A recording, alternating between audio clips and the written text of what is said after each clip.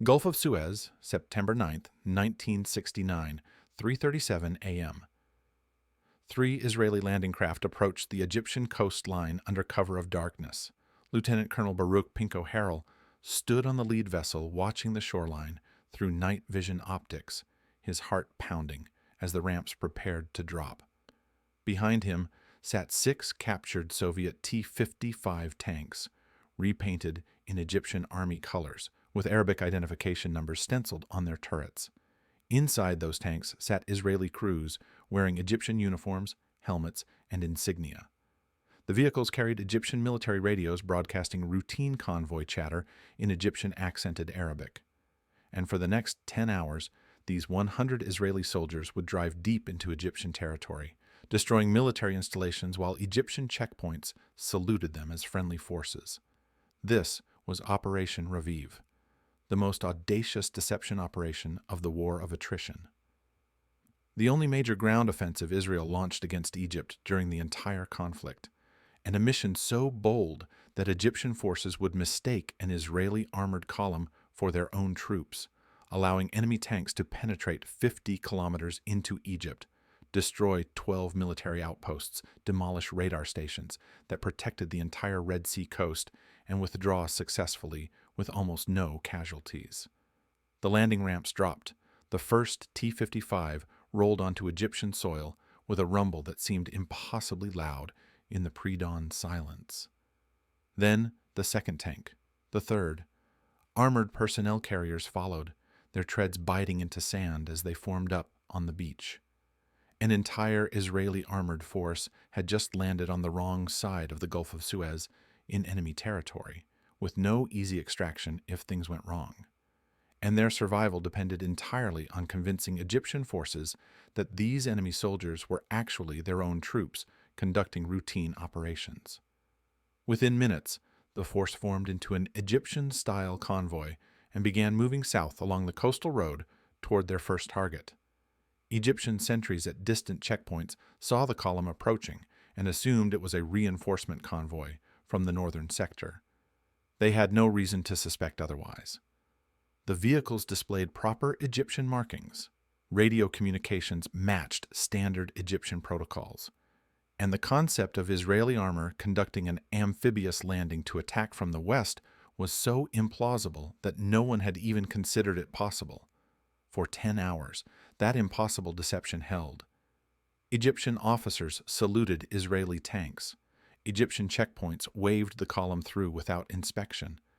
And by the time Cairo headquarters understood what was happening, Israeli forces had destroyed Egypt's early warning radar network along the Red Sea coast, demolished military bases that had never fired a shot in their own defense, and humiliated a nation that believed its western flank was completely secure. The operation would trigger a heart attack in President Nasser, lead to the dismissal of Egypt's entire military leadership, and ultimately bring Soviet combat forces into direct confrontation with Israel. But on that pre-dawn morning, as Pinko Harel's tanks rolled deeper into Egyptian territory, all that mattered was the mission: destroy the radars, wreck the bases, survive the extraction, and prove that even in modern warfare, perfect deception combined with audacious execution could achieve the impossible. Before we dive into how Israeli intelligence prepared this operation and how it actually unfolded, I want to tell you what this channel is all about. Every single day, I bring you real military operations and intelligence missions that shaped history from the shadows. Not Hollywood fantasies, but actual tradecraft, genuine deception techniques, and the real human decisions behind operations that seemed impossible. These are the stories that military academies study, the missions that changed strategic calculations, and the operations that proved creativity and intelligence often matter more than raw firepower. If you're fascinated by military history, special operations, and the real mechanics of how intelligence agencies enable battlefield success, hit that subscribe button right now and turn on notifications. Because what you're about to hear about Operation Raviv, the preparation, the deception, the execution, and the consequences, reveals everything about how modern militaries conduct deep strike operations against opponents who think they're invulnerable. And real quick, before we continue, I'd love to know where you're listening from right now. Drop a comment below with your city and country. Are you listening from Tel Aviv, Cairo, military history buffs in the United States, or somewhere completely unexpected? These stories of military operations reach across the globe, and I always want to know who's tuning in. Let me know. Now, back to September 1969, back to the war that was grinding Israel down through sheer attrition and the desperate search for a way to break the stalemate. To understand why Operation Raviv happened, you need to understand the strategic nightmare Israel faced in the summer of 1969. And that means going back to June 1967, when Israel won the most decisive military victory of its existence and created problems that would haunt it for the next 3 years. The Six-Day War ended with Israel in control of territories it had never intended to occupy permanently. The West Bank from Jordan, the Golan Heights from Syria, and most significantly, the entire Sinai Peninsula from Egypt, all the way to the eastern bank of the Suez Canal. Egyptian forces had been routed, Soviet-supplied equipment destroyed or captured, and the Egyptian military humiliated in front of the entire Arab world. But territorial conquest doesn't translate automatically into political victory. In September 1967, the Arab League summit in Khartoum formulated what became known as the Three No's policy. No peace with Israel, no recognition of Israel, no negotiations with Israel. Egyptian President Gamal Abdel Nasser, still reeling from the military disaster, concluded that only renewed military action would compel Israel or the international community to force an Israeli withdrawal from Sinai. So, the War of Attrition began.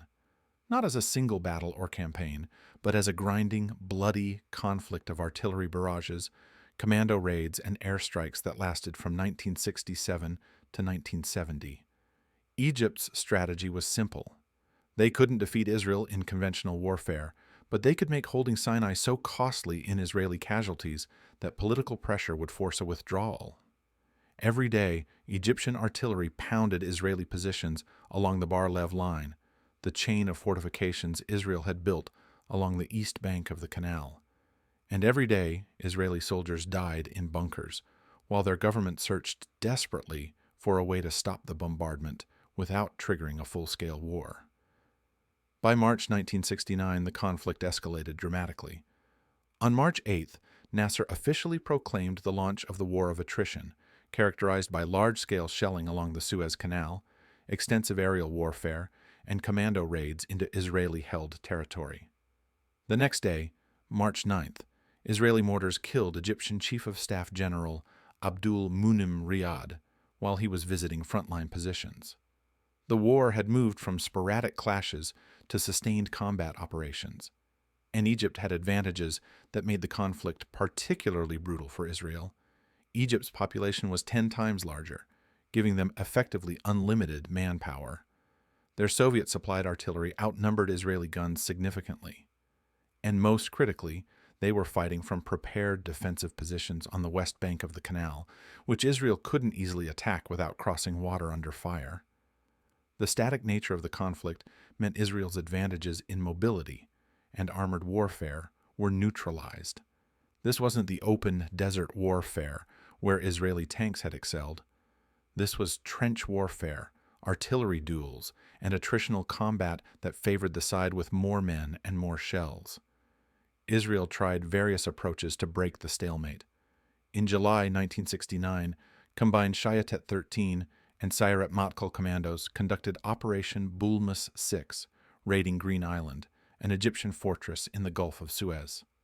The operation succeeded in destroying the facility, but at heavy cost. 6 Israeli commandos killed, and the realization that even successful raids couldn't fundamentally change the strategic equation. Commandos could strike specific targets, but couldn't hold territory or create lasting operational effects. Then came Operation Boxer in late July, a massive Israeli Air Force campaign against Egyptian positions along the northern sector of the canal. Nearly the entire IAF participated, destroying anti-aircraft positions, tanks, artillery, and shooting down 8 Egyptian aircraft. An estimated 300 Egyptian soldiers died, and Egyptian fire temporarily decreased. But the respite was short-lived. Egyptian artillery soon resumed, and Israel had lost 2 aircraft in the campaign. The Air Force couldn't maintain that operational tempo indefinitely, especially as Egypt's Soviet-supplied air defense network expanded. Because that was the other problem. The Soviet Union wasn't just supplying weapons. They were providing the most advanced air defense systems in their inventory. SA-2 surface-to-air missile batteries were being deployed throughout the Canal Zone and deep into Egypt. P-12 radar stations, NATO designation Spoon Rest, provided early warning of Israeli air activity. Soviet advisors were training Egyptian crews and in some cases operating the equipment themselves. And each month, Egypt's air defense umbrella grew stronger, making Israeli air operations more dangerous and less effective. By August 1969, the Israeli Air Force was flying about 1,000 combat sorties per month against Egyptian targets, but the cost was mounting. Soviet advisors counted up to 80 Israeli sorties per day in some sectors. The Soviets introduced the Strela 2 shoulder-fired missile, shooting down an Israeli A-4 Skyhawk on August 19th. Israeli pilots were dying. Aircraft were being lost. And Egyptian artillery continued to pound the Bar-Lev line day after day. Israeli military planners faced a fundamental problem. The war was static, fought along a narrow front where Egypt's advantages in manpower and artillery were decisive. Israel's mobile armored forces, the asset that had won the Six-Day War in spectacular fashion, were sitting idle because there was nowhere to maneuver. Crossing the canal in force would require a full-scale war that Israel's government wanted to avoid. But continuing the current approach meant accepting steady casualties with no prospect of strategic change. Major General Avraham Adan, commander of armored forces, and Rear Admiral Avraham Botzer of the Israeli Navy began developing an alternative approach. What if Israel could use its mobility advantage despite the static front? What if armored forces could attack Egypt not from the heavily defended Canal Zone, but from a completely unexpected direction? What if Israeli tanks could appear deep inside Egypt, on the western side of the canal, in territory Egypt considered absolutely secure? The concept was audacious. Ferry an armored force across the Gulf of Suez, land on Egypt's Red Sea coast, and conduct a deep penetration raid against military targets Egypt never expected to defend. The operation would require naval transport, amphibious landing under potentially hostile conditions, and then armor operating independently in enemy territory with no support and no easy extraction. The risks were enormous. If Egyptian forces detected the landing, the troops would be trapped. If the deception failed, they'd be destroyed. If Soviet advisors were present at the target sites, the operation could trigger an international crisis. But the potential payoff was equally significant. Success would prove Israeli forces could strike anywhere, even in supposedly secure Egyptian rear areas. It would force Egypt to disperse troops away from the canal front to defend previously undefended territory. And most importantly, it would demonstrate that Soviet-supplied static defenses, the radar stations and SAM batteries Moscow was so proud of, were vulnerable to asymmetric attacks they weren't designed to counter. The operation needed one more element to succeed: perfect deception. Because an Israeli armored force moving through Egyptian territory would be immediately identified and destroyed unless Egyptian forces believed those were their own troops. And that meant building the most elaborate military masquerade in modern warfare. The answer came from capturing vehicles with wheels and treads that spoke Egyptian. Israeli intelligence agencies had been mapping Egypt's military installations along the Red Sea coast for months. Amman, the IDF Military Intelligence Directorate, identified a critical vulnerability. Egypt's western flank, the Red Sea coastline from Suez south to the Gulf, was lightly defended. Egyptian military planners had focused their resources on the Suez Canal front, where they faced Israeli forces daily. The rear areas were considered secure, protected by the natural barrier of the Gulf, and the assumption that Israeli armor couldn't possibly cross water. That assumption was Egypt's fatal mistake. And Israeli intelligence exploitation of that assumption would be the foundation of Operation Raviv. The intelligence preparation was extraordinarily detailed and involved multiple agencies working in unprecedented coordination. Amman's Southern Command Intelligence Branch analyzed Egyptian defensive posture along the entire Red Sea coast. They identified two priority targets.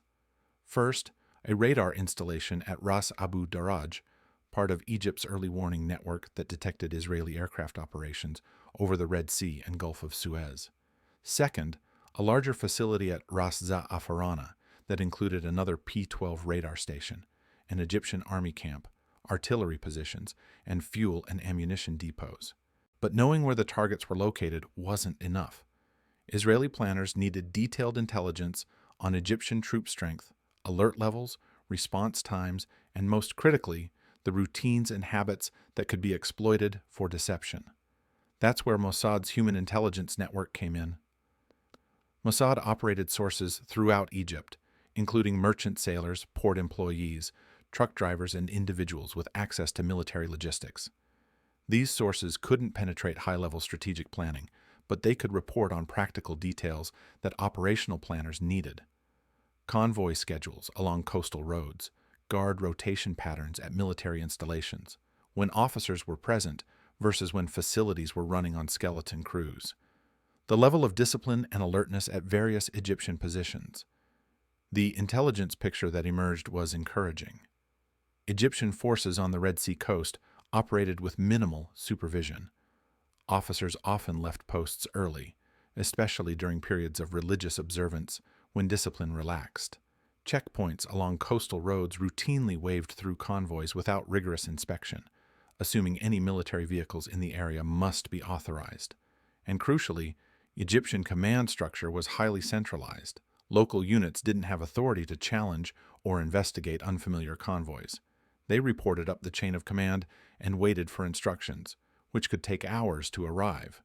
That delay between observation and response was the window Operation Raviv would exploit. If Israeli forces could land undetected, form up into a convoy that looked Egyptian, and start moving before anyone at headquarters understood what was happening, they could operate for hours before Egyptian forces organized an effective response. But looking Egyptian required more than just painting vehicles the right colors. It required authentic equipment, authentic markings, authentic communications procedures, and authentic behavior patterns that would withstand scrutiny from Egyptian soldiers who knew what their own forces looked like. Israel had the raw materials for this deception. During the Six-Day War, Israeli forces had captured significant quantities of Soviet-supplied Egyptian equipment. Tanks, armored personnel carriers, artillery pieces, trucks, radios, entire Egyptian units had abandoned their equipment during the retreat, and Israeli forces had collected it all. Much of that captured equipment had been introduced into IDF service for training purposes and to provide familiarity with Soviet systems. For Operation Raviv, Israeli engineers selected 6 Tyran 5 tanks. Tyran was the IDF designation for captured Soviet T-55 tanks, one of the main battle tanks in Egyptian service. The vehicles were mechanically sound, reliable, and most importantly, indistinguishable from Egyptian equipment once properly marked. 3 BTR-50 armored personnel carriers were also selected. These Soviet-designed amphibious APCs were standard Egyptian equipment for moving infantry in combat zones. Then came the painstaking work of making the vehicles authentically Egyptian. Mossad provided photographs of actual Egyptian armored units, showing exact marking patterns, identification numbers, unit symbols, and even the way dust accumulated on vehicles in desert conditions. Israeli engineers studied these photos obsessively. Paint colors were matched precisely to Egyptian army standards. Arabic identification numbers were stenciled using authentic fonts. Unit insignia were carefully copied. Even minor details like antenna placement and external storage were replicated to match Egyptian practice. The deception extended beyond the vehicles themselves. Captured Egyptian uniforms were collected. Helmets, vests, insignia, belts, everything an Egyptian soldier would wear. Israeli crews would don these uniforms during the critical initial phase of the operation, creating the visual appearance of Egyptian forces to anyone observing from a distance or conducting quick inspections at checkpoints. This aspect was particularly controversial within Israeli military legal circles. International law prohibits perfidy, combatants disguising themselves as enemy forces to gain military advantage. Soldiers captured while wearing enemy uniforms could be executed as spies rather than treated as prisoners of war. But operational planners concluded the risk was acceptable given the enormous tactical advantage the disguise provided. Communications deception was equally critical. Israeli forces had captured Soviet R-1 123 radios during the Six-Day War, the same models used throughout Egyptian military. Unit 8200, Israel Signals Intelligence Service, had been monitoring Egyptian military communications for years and had detailed understanding of Egyptian radio protocols, authentication procedures, and the routine traffic patterns that filled Egyptian military nets. Israeli radio operators were trained to broadcast in Egyptian accented Arabic using the proper terminology, unit designations, and message formats that Egyptian forces would recognize as legitimate. The plan included scripted radio transmissions that would reinforce the deception. Convoy 47 moving south to Sector Blue for equipment transfer. Estimated arrival 0800 hours. Messages like that matched standard Egyptian logistics communications and wouldn't raise alarms at Egyptian headquarters. Unit 8200 even provided voice samples of actual Egyptian officers so Israeli operators could mimic speech patterns and pronunciation.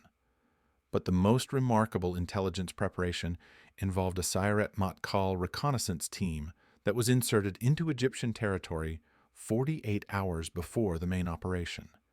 These elite commandos landed by helicopter near the target areas to conduct final reconnaissance.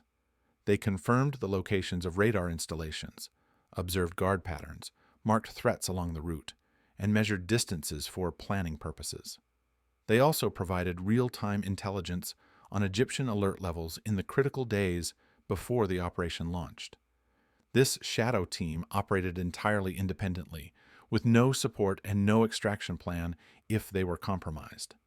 Their mission was pure intelligence collection, watching Egyptian forces without being detected so that Pinko Harel's armored column would have the most current information possible when it landed. The existence of this advanced team was rarely mentioned in official histories, but their work was essential to the operation's success. Naval intelligence contributed the final piece of the intelligence puzzle. They mapped Egyptian radar coverage along the Gulf of Suez and identified blind spots where Israeli landing craft could cross without detection. Egyptian P-12 radars had excellent range and could detect air targets at long distances, but they had limitations. Shadow zones created by terrain, sectors where operators manually blanked signals to avoid overlap, and timing windows when radars were taken offline for maintenance. Naval intelligence identified these vulnerabilities and planned a crossing route that exploited them. Unit 8200 added another layer of deception to the radar problem. Instead of brute force jamming that would immediately alert Egyptian operators to hostile activity, Israeli electronic warfare specialists used subtle, low-power interference that mimicked equipment malfunction. Egyptian radar operators would see degraded performance and assume their equipment was faulty, not that someone was deliberately obscuring their coverage. This silent jamming technique kept Egyptian forces unaware of Israeli penetration even as landing craft crossed the Gulf.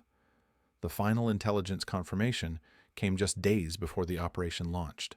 Mossad sources confirmed no Soviet advisors were currently stationed at the target sites. This was absolutely critical. Killing or capturing Soviet personnel could trigger a direct Soviet-Israeli confrontation that neither side wanted. Egyptian casualties were expected and acceptable. Soviet casualties could spark an international crisis.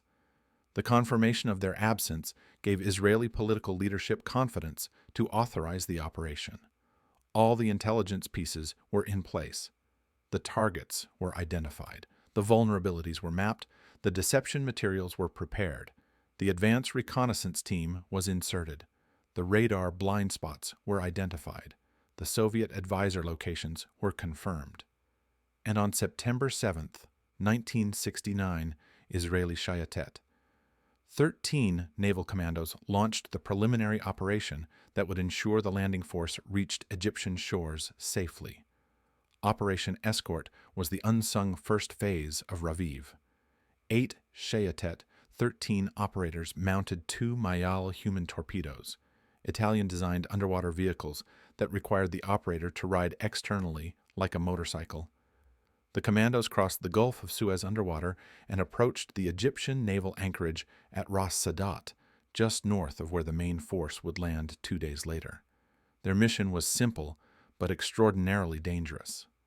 Attach limpet mines to Egyptian patrol boats that could threaten Israeli landing craft, then withdraw and detonate the charges from a safe distance.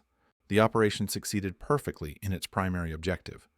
2 Egyptian P-183 torpedo boats were sunk at their moorings, eliminating the naval threat to the landing. But the cost was devastating. As the commandos withdrew across the Gulf, the self-destruct mechanism on one of the Mayales accidentally activated. The explosion killed 3 operators instantly. The surviving commandos made it back to Israeli lines, but the loss of 3 elite naval commandos cast a shadow over the upcoming operation. Yet, their sacrifice accomplished something beyond eliminating the patrol boats. The attack drew Egyptian attention north, toward Ras Sadat, and the possibility of further naval commando operations. Egyptian intelligence focused on the threat from the sea rather than considering the possibility of an amphibious armored landing further south. The deception was working even before Raviv officially began. On the night of September 8th, 1969, 3 landing craft from Shayetet 11, the naval infantry, loaded with captured Soviet tanks, and soldiers in Egyptian uniforms departed Sinai for the crossing. Approximately 100 men total would participate in the ground operation. Lieutenant Colonel Baruch Pinko Harel commanded the force, with Major Shlomo Baum as his second in command. These weren't typical Israeli soldiers. They were carefully selected tankers, infantrymen, demolition specialists, and intelligence operators who had trained extensively on Soviet equipment and Egyptian procedures. The landing craft navigated using methods that predated modern GPS, visual triangulation, compass bearings, and the kind of nautical skill that had guided sailors for centuries. They crossed through the blind spot naval intelligence had identified, with Unit 8200 providing subtle electronic warfare support that made Egyptian radars see equipment malfunctions rather than hostile vessels. The crossing took several hours, with every man aboard knowing that if Egyptian coastal defenses detected them, they'd be caught in the water with nowhere to hide.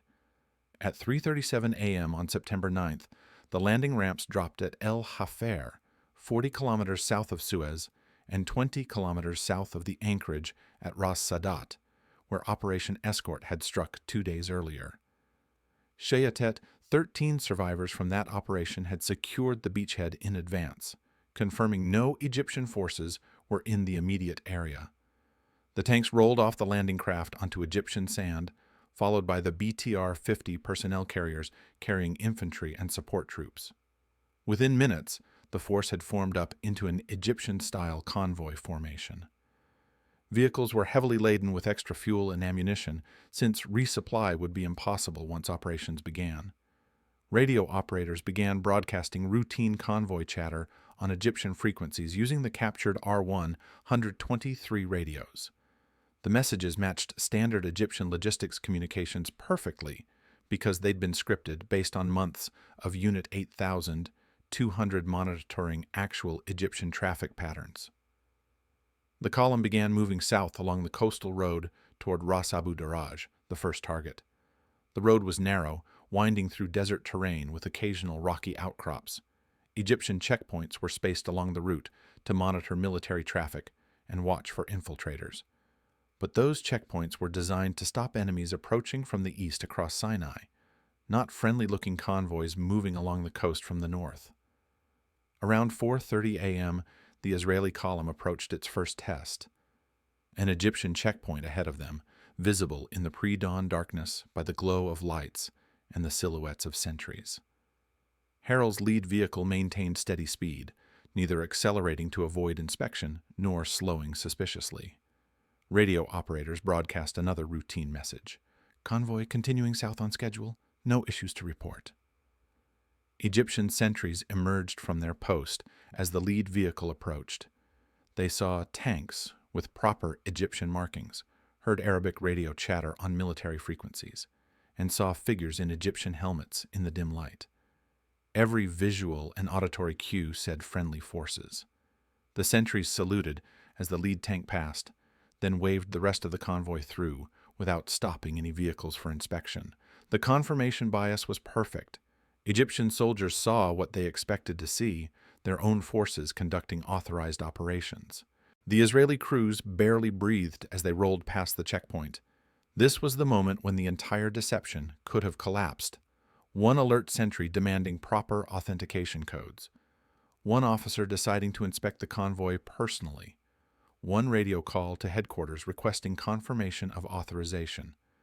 Any of those would have exposed the operation before it truly began. But Egyptian procedures worked in Israel's favor. Low-level checkpoints reported observations to higher headquarters and waited for instructions rather than taking independent action. By the time any questions about the unfamiliar convoy reached Egyptian command, Israeli forces would be long gone. As dawn approached, Egyptian communications began reporting a convoy of unknown origin moving along the coastal road. Headquarters responses revealed confusion rather than alarm. Confirm authorization. Check with sector command. Possibly equipment transfer from Northern Depot.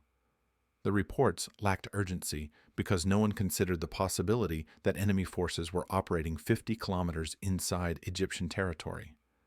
The mental model of how the war worked, Israeli forces across the canal, Egyptian forces defending their side, was so deeply ingrained that observations contradicting that model were interpreted as administrative confusion rather than enemy action.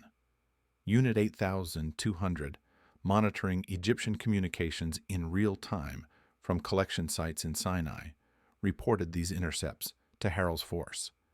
The Egyptians were confused but not alarmed. The deception was holding perfectly, which meant Israeli armor had perhaps hours to complete its mission before Egyptian forces organized an effective response.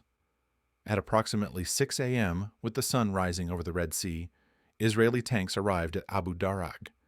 The Egyptian army camp and radar station sat peacefully in the morning light, garrison troops just beginning their daily routines. Some soldiers were outside barracks. Others were at the radar station running morning system checks. None of them were in combat positions or alert for attack, because why would they be?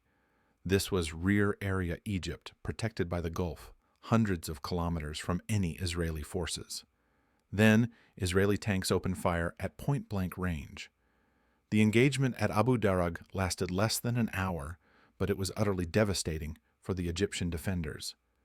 Israeli armor had achieved complete surprise.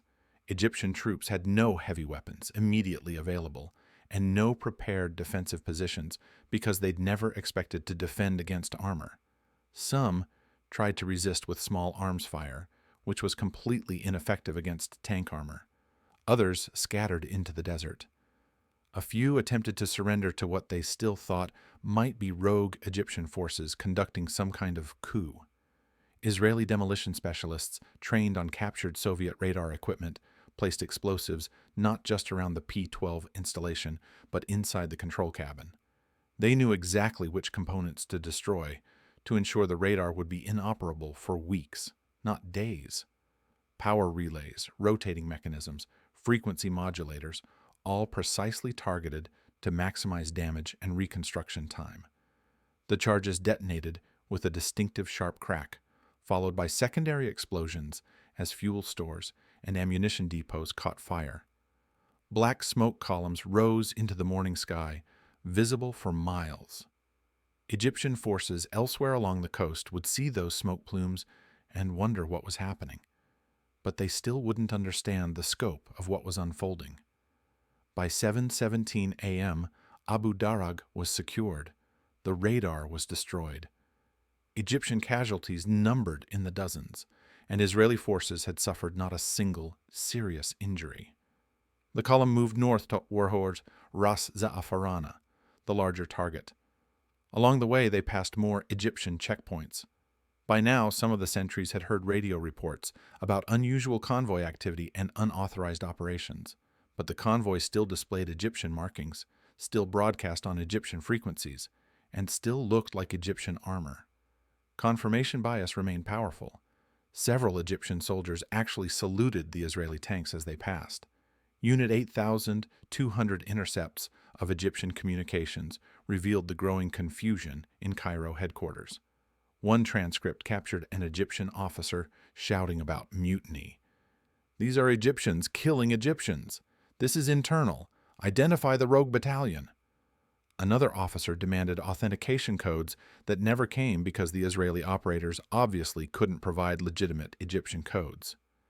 But rather than concluding enemy forces were operating in Egyptian territory, which seemed impossible, Egyptian command assumed communications breakdowns, unauthorized troop movements, or possible coup activity by dissident military units. That confusion bought Harel's force the time they needed. Egyptian military response was paralyzed not by Israeli jamming or firepower, but by their own inability to accept that the impossible was happening. The deception was so perfect, it created cognitive dissonance that prevented effective Egyptian response for over 45 minutes after the first engagement at Abu Darag.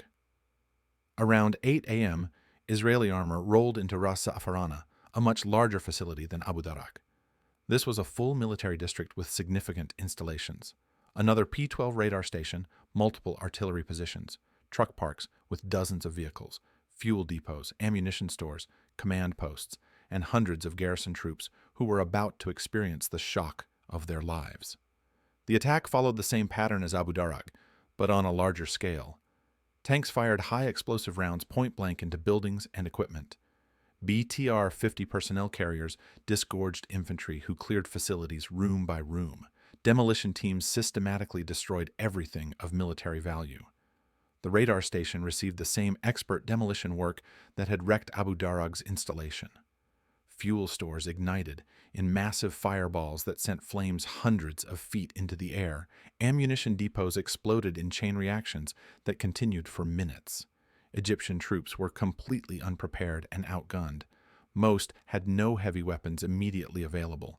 Those who tried to resist with small arms found themselves facing tank cannons. Some units scattered, others surrendered. 2 Soviet military advisors who happened to be at the facility were killed in the fighting, a complication Israeli planners had tried to avoid, but which proved unavoidable in the chaos of combat. Israeli Air Force A-4. Skyhawks from 109 Squadron provided high-altitude cover during the operation. The air plan was deliberately minimal to avoid drawing attention to the ground operation. 2 4-ship formations had launched from Ramat David Air Base that morning. The first was tasked with suppressing an SA-2 missile battery that threatened Israeli aircraft. The second was assigned close air support for the ground forces if needed. As events unfolded and Israeli armor met minimal resistance, the second formation was redirected to attack an additional Egyptian radar site, expanding the operation's impact beyond the original targets. But the air involvement wasn't entirely smooth. One Israeli A-4 was shot down during the operation, its pilot, Captain Giora Ram, ejecting and being captured by Egyptian forces. This was the operation's only significant Israeli casualty, a pilot who would spend years in Egyptian captivity. His sacrifice, while tragic, was part of the calculated risks of the operation. For the Israeli ground forces, the destruction continued systematically. The raiders weren't just attacking random targets. They were executing a carefully planned demolition of Egypt's defensive infrastructure along an entire sector of the Red Sea coast. 12 military outposts in total were destroyed or heavily damaged. 2 P-12 radar stations were demolished so thoroughly they'd require complete reconstruction. Artillery positions were wrecked, fuel and ammunition stores were burned, command posts were demolished. And all of this was accomplished by a force of 100 men operating completely independently in enemy territory. As Israeli forces worked through their target list, Egyptian forces were finally beginning to organize a response. But geography and Israeli engineering worked against them. Egyptian armored forces were positioned 40 kilometers north of where the Israelis were operating. To reach the engagement area, they'd have to drive south along the same coastal road. Israeli engineers had anticipated this. As Harel's force moved south during the early hours of the operation, they'd placed demolition charges on rocky outcrops overhanging the road. When detonated, those charges brought down rock formations that partially blocked the road and created obstacles that would slow any pursuit force. Egyptian Air Force was also scrambling to respond, but their reaction was fatally delayed. Egyptian Air Defense Command had spent the early morning hours confused about what was happening. Radar operators reported equipment malfunctions. Ground units reported confusing and contradictory information about rogue Egyptian forces. By the time headquarters understood this was an Israeli ground penetration, precious time had been lost. Egyptian fighters eventually got airborne, but Israeli Air Force A-4 Skyhawks were already providing cover, and the element of surprise that had made the ground operation so successful had evaporated for the air response. I have to pause here and ask you something that goes to the heart of military ethics and the laws of war. Israeli forces wore Egyptian uniforms and displayed Egyptian markings to achieve surprise. This is called perfidy under international law, combatants disguising themselves as enemy forces to gain military advantage. The Geneva Conventions prohibit it, and captured combatants engaged in perfidy can be executed as spies rather than treated as prisoners of war. Every Israeli soldier on this operation knew that risk, but the alternative was conducting the operation without disguise, which would have meant immediate detection, heavy casualties, and probable failure. Military necessity argued for perfidy. Legal principle argued against it. If you were the commander making that decision, knowing your soldiers' lives depended on deception, but that deception violated the laws of war, what would you have decided? Was the tactical advantage worth breaking the rules? Or are there some lines that shouldn't be crossed regardless of military benefit? Drop your answer in the comments below, because this question about where we draw ethical lines in warfare isn't theoretical. It's the kind of decision commanders face in real operations. Here's what happened after the Israelis destroyed everything they could reach. By approximately 10 a.m., Harel's force had been operating in Egyptian territory for over 6 hours. All primary and secondary objectives had been achieved. Abu Darag was destroyed. Ras Za'afarana was wrecked. Additional targets along the coastal road had been engaged opportunistically. Egyptian casualties were estimated at 100 to 200 killed and wounded, and Israeli forces had suffered exactly one soldier with light injuries, plus the captured pilot whose A-4 had been shot down. But now came the most dangerous part of the operation: extraction. Egyptian forces were finally organizing a response. Air defense batteries were on alert. Fighter aircraft were airborne, searching for targets. The armored force that had been 40 kilometers north was trying to move south despite the obstacles Israeli engineers had created. And every minute Harel's force remained in Egyptian territory increased the risk of being cut off from the extraction point. The column raced south along the coastal road, destroying Egyptian vehicles and infrastructure as they went. The deception was over. Everyone knew these were Israeli forces now. The goal was speed and violence of action. Moving so fast, Egyptian forces couldn't organize blocking positions. Fuel was running low despite the extra supplies loaded on vehicles. Ammunition was depleted from hours of engagement, and the landing craft waiting at the extraction point were vulnerable if Egyptian forces reached them. The withdrawal was tense, but ultimately successful. Harel's force reached the rendezvous point around noon, approximately 8 hours after landing.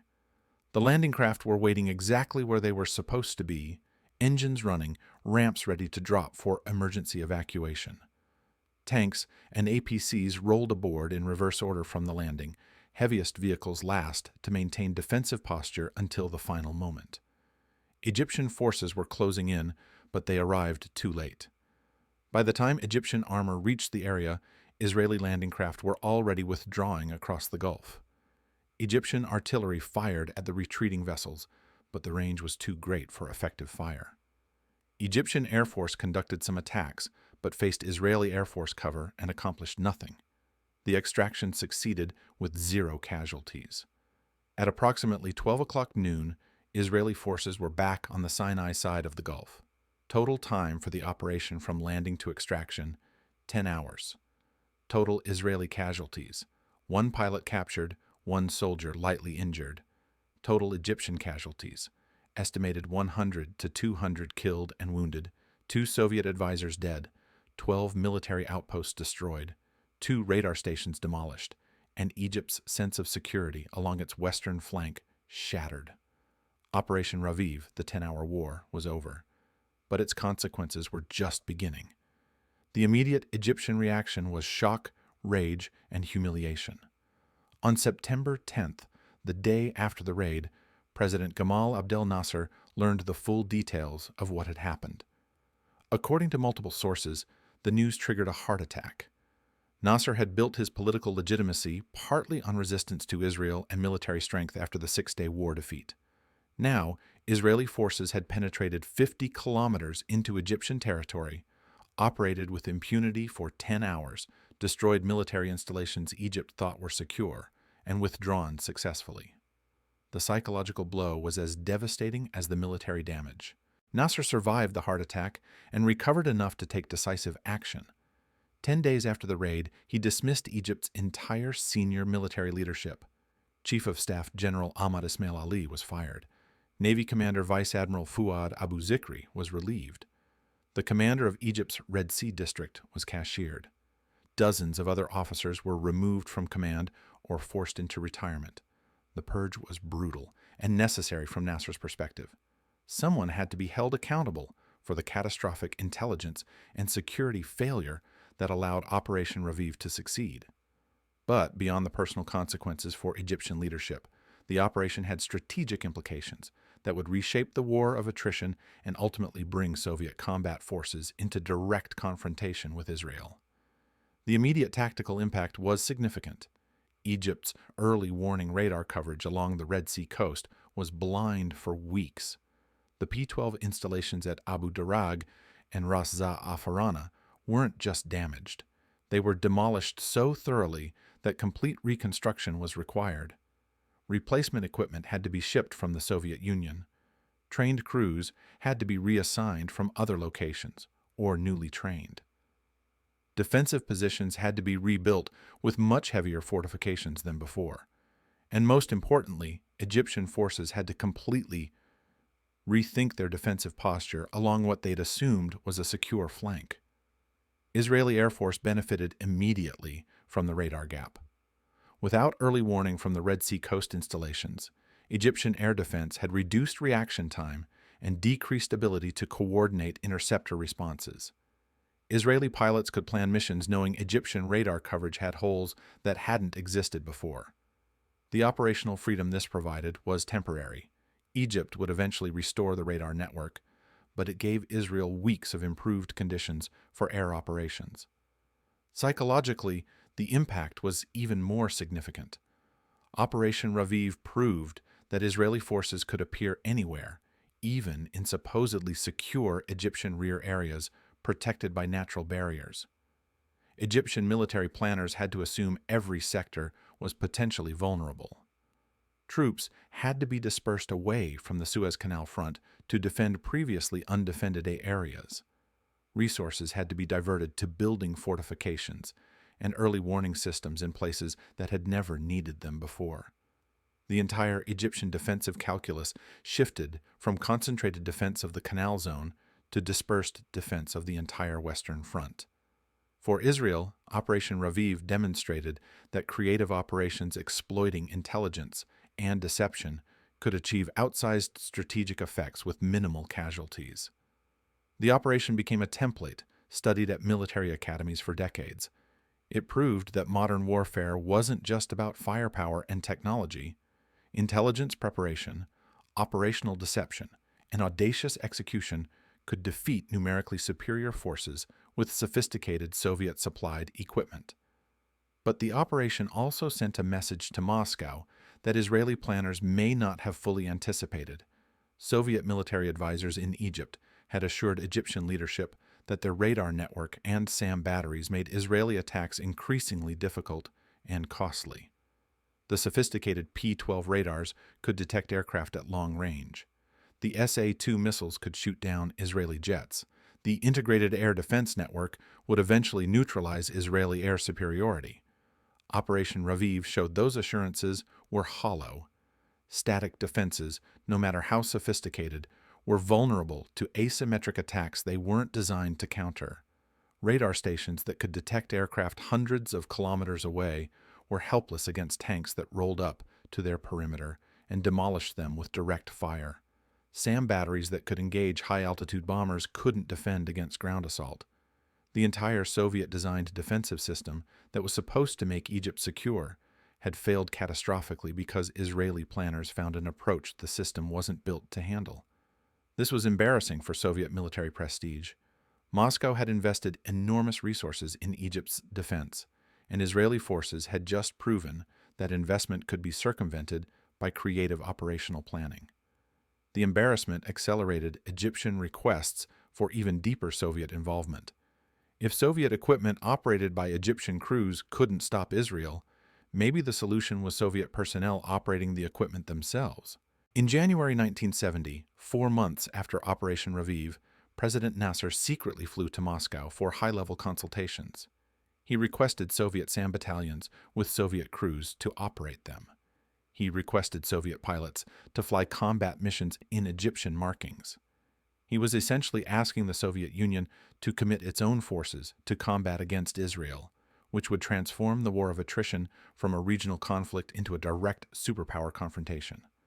Moscow agreed, partly because of their strategic interests in the Middle East, but also partly because of the embarrassment of Operation Raviv and subsequent Israeli operations that demonstrated Egyptian forces couldn't defend themselves even with Soviet equipment.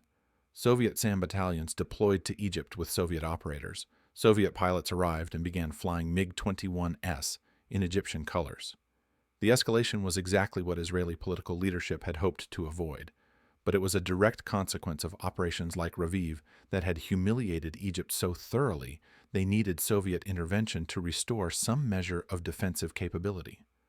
The consequences of that Soviet intervention became apparent on July 30th, 1970, when Israeli F-4 Phantom jets engaged Soviet-piloted MiG-21S in air combat and shot down 5 aircraft.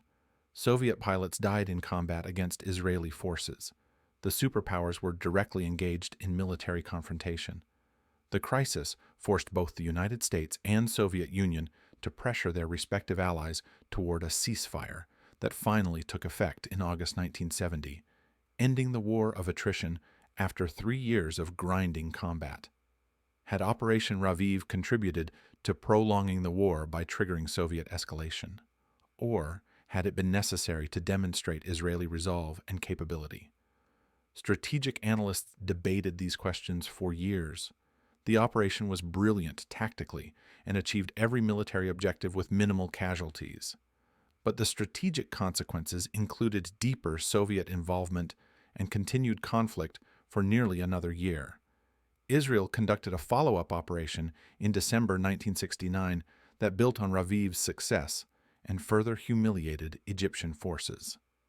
Operation Rooster 53 saw Israeli helicopters, CH-53 Sea Stallions, fly into Egypt, steal an entire P-12 radar station at Ras Goreb, and airlift it back to Israel. The captured radar allowed Israeli and American intelligence services to study the latest Soviet technology in detail. For Egypt, it was another devastating blow to morale and another demonstration that Israeli forces could operate with impunity in Egyptian territory. The long-term military lessons from Operation Raviv influenced Israeli operational planning for decades. The emphasis on intelligence preparation, multi-agency coordination, and creative use of deception became hallmarks of Israeli special operations. The 1976 raid on Entebbe, where Israeli forces flew over 2,000 kilometers to rescue hostages in Uganda, used similar principles of surprise, deception, and long-range insertion that Operation Raviv had pioneered. Modern Israeli operations continue to emphasize the same approach: perfect intelligence, careful preparation, audacious execution, and extraction before enemy forces can respond effectively. The intelligence coordination that enabled Raviv also became a model for future operations. Amman provided strategic intelligence on targets and vulnerabilities. Mossad contributed human intelligence on Egyptian procedures and routines. Unit 8200 supplied signals intelligence and electronic warfare support. Naval intelligence mapped infiltration routes and radar blind spots. Sayeret Matkal conducted advanced reconnaissance. And all of these agencies fed their intelligence into a unified operational plan that exploited every advantage simultaneously. That fusion of intelligence from multiple sources into coherent operational planning became standard practice for high-risk Israeli operations. The moral questions raised by the operation never received definitive answers. Israeli forces wore enemy uniforms in violation of international law prohibiting perfidy. If captured, they could have been executed as spies. Was this justified by military necessity? Different people reached different conclusions. Military professionals often argued, yes, the deception saved Israeli lives and enabled mission success against numerically superior forces. International legal scholars often argued no. The rules of war exist to limit excessive violence, and violations shouldn't be normalized regardless of tactical benefits. The debate continues in military ethics courses today. What's undeniable is that Operation Raviv demonstrated the enduring importance of intelligence and deception in warfare.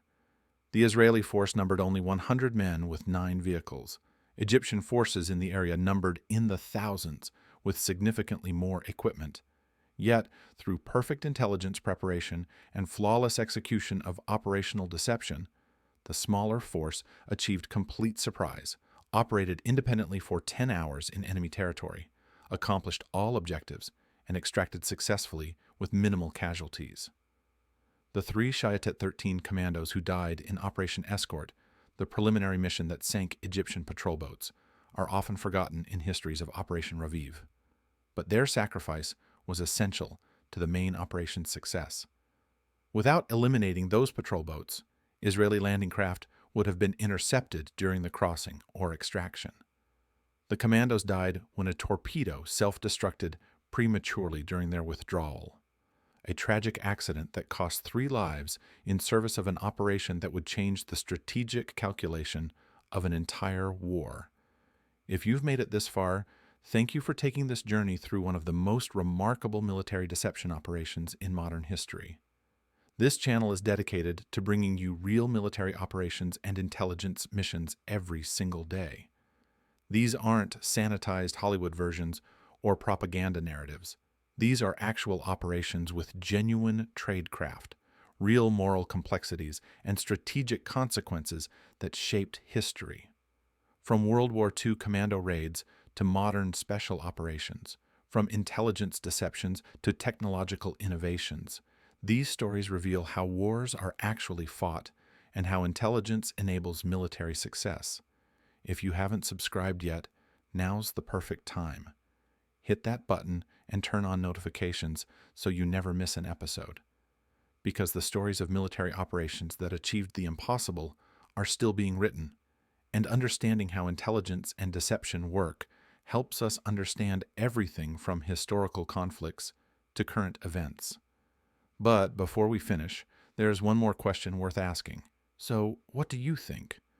Operation Raviv was a brilliant tactical success that achieved every military objective with minimal Israeli casualties. But it also triggered Egyptian requests for Soviet military intervention that prolonged the War of Attrition for another 11 months and brought superpower forces into direct confrontation. Did the short-term tactical success justify the long-term strategic consequences? Could Israeli planners have anticipated that their operation would accelerate Soviet involvement? Or was demonstrating Israeli capability to strike anywhere in Egypt worth the risk of escalation? Share your thoughts in the comments below. I read everyone, and this question about balancing tactical brilliance against strategic consequences is something military planners face in every conflict. At 3:37 a.m. on September 9, 1969, 100 Israeli soldiers in captured Soviet tanks wearing Egyptian uniforms rolled onto Egyptian soil. For the next 10 hours, they drove through Egyptian territory, destroying military installations, while Egyptian checkpoints saluted them and Egyptian officers mistook them for their own forces. They demolished radar stations that protected Egypt's entire Red Sea coast. They wrecked military bases that had never fired a shot in their own defense, and they withdrew successfully across the Gulf with almost no casualties, leaving behind burning installations and a nation in shock. President Nasser had a heart attack when he learned the news. Egypt's entire military leadership was fired in the purges that followed. And within months, Soviet combat forces were deploying to Egypt because Egyptian forces had proven incapable of defending themselves against Israel's increasingly audacious operations. Operation Raviv was a masterpiece of military deception, the kind of operation that seems impossible until you study the intelligence preparation that made it work. Perfect understanding of enemy vulnerabilities, meticulous attention to deception details, flawless execution under extraordinary pressure, and most importantly, the recognition that creativity and intelligence often matter more than overwhelming force. But it was also the operation that demonstrated how tactical brilliance can create strategic complications. The operation that was intended to force Egypt to disperse forces and reduce pressure on the Suez Canal front ultimately triggered deeper Soviet involvement that prolonged the conflict. Sometimes the most successful military operations plant seeds of escalation that take months or years to fully develop.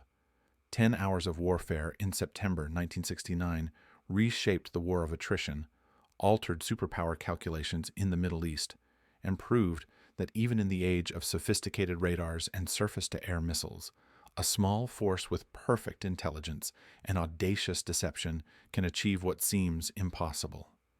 The tanks that rolled onto Egyptian shores that morning weren't just weapons.